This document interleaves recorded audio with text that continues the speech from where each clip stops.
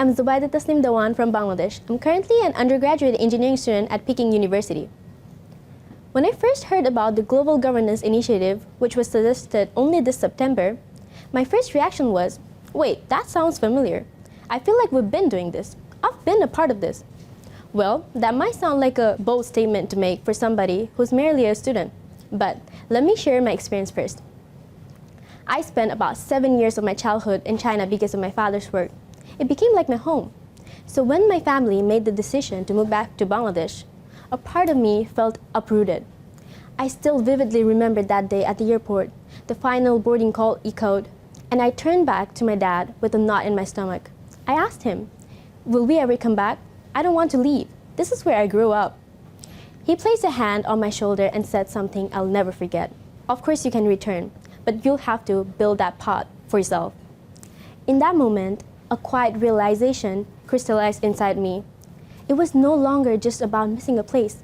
It was about owning my future connection to it. I promised myself that I would work hard and one day I would return to China on my own terms, to study hard and to reconnect with the piece of my life that was shaped here. After moving back to Bangladesh, I had the opportunity to work with the Chinese companies as an interpreter who came to invest in Bangladeshi businesses during my high school. I would say that's when I grasped the true significance of initiatives like the Belt and Road Initiative, BRI. The more meetings that I attended, the more I learned about the trade partnership between Bangladesh and China. And that's when BRI transformed from just some words and statistics from the textbook to a map in my brain where I could see the initiative being implemented step by step. In fact, 2025 marks the 50th diplomatic relations between Bangladesh and China. And China has already been Bangladesh's largest trading partner for 15 consecutive years. Together, we've built flagship projects like the Padma Bridge, China's largest infrastructure loan project in Bangladesh, which benefits thousands of people. Isn't this the perfect example of multilateralism and people-centered approach? Another lesson I've learned is that this 5 decades of friendship is built on the efforts of countless people who are not only willing to learn others' languages, but also engage in cultural exchange to support one another. But the most crucial part is understanding how both sides think. I've seen this happening personally. Even when people speak the same language, cultural difference can turn a small gesture into something offensive unintentionally. For example, recalling one of the experiences I had as an interpreter for a business meeting, after a few hours of negotiation, as usual, the Bangladeshi side began craving a cup of tea. For context, afternoon tea is deeply ingrained in our culture, and sometimes we might even pause important meetings just to share a warm cup of tea. However, what we didn't realize is that the Chinese side, this was seen as wasting time. Eventually, I explained that their intentions weren't of ill intent. Then the Chinese members happily accepted a cup of tea too. This demonstrates how both sides came to understand the cultural difference practices that influence even work industry. This is where we need people who truly understand both cultures step in to bridge the gap. I still remember when the Chinese ambassador to Bangladesh, Yao Wen, told me once, "You understand the cultures and ways of thinking from both countries so well. Don't waste that potential. Help build better connections between our two nations." It was then that I realized I have a privilege I've never considered before. Now that I'm an international student at one of China's top universities, this is my chance to use the resources around me to help more people.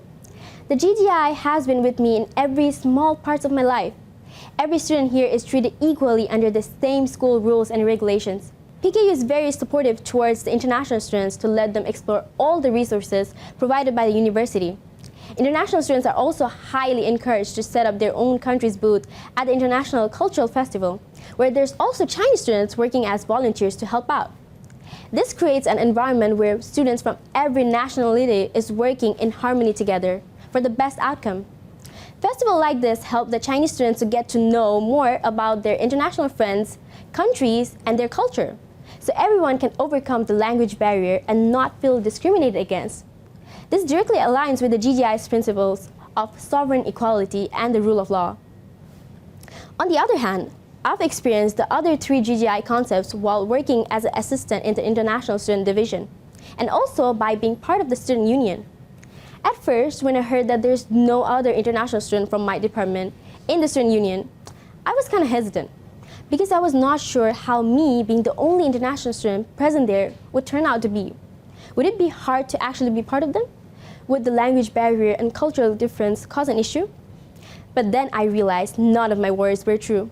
In fact, I realized through the interview process how I was treated equally to the home students.